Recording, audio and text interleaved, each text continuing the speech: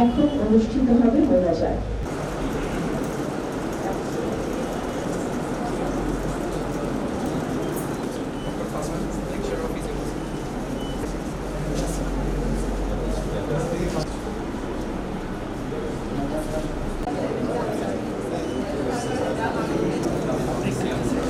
এটা স্বর্ণিম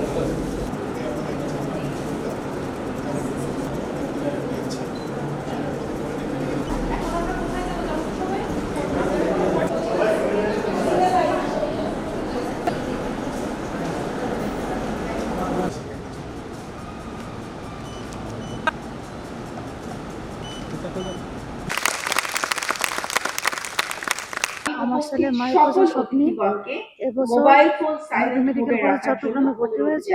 আমি খুবই আশাবাদী আমার ছেলে এই কলেজ থেকে ভালোভাবে পাশ করে মানুষের মতো মানুষ হবে এবং সে মানবতার সেবায় নিজেকে উৎসর্গ করবে।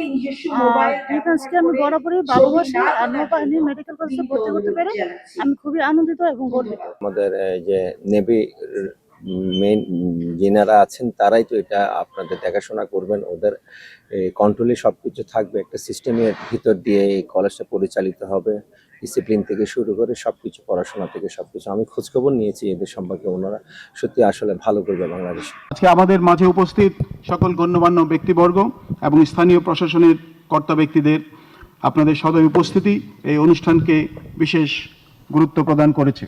আমি আরও ধন্যবাদ জানাচ্ছি প্রিন্ট এবং ইলেকট্রনিক মিডিয়ার আমাদের সকল সহকর্মীদের। এই দুর্যোগপূর্ণ আবহাওয়ায় আপনারা এখানে উপস্থিত হয়েছেন এবং আমাদেরকে অনুপ্রাণিত করেছেন, সেই জন্য আপনাদের সকলকে আন্তরিক ধন্যবাদ।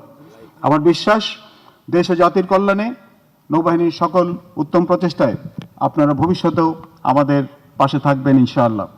পরিশেষে নেভি মেডিকেল কলেজ চট্টগ্রামের জন্য আমার আন্তরিক শুভকামনা জানাই। এই প্রতিষ্ঠান জ্ঞান দিয়ে, শৃঙ্খলা দিয়ে এবং মানবতা দিয়ে ভবিষ্যতের উন্নতির সোপানে আরও এগিয়ে যাবে, এই আমার প্রত্যাশা। আমি উপস্থিত সকলের সুস্বাস্থ্য, উত্তরোত্তর সমৃদ্ধি এবং সার্বিক সাফল্য কামনা করে আমার বক্তব্য এখানেই শেষ করছি। মহান আল্লাহ তাআলা আমাদের সহায় হন। আল্লাহ হাফেজ।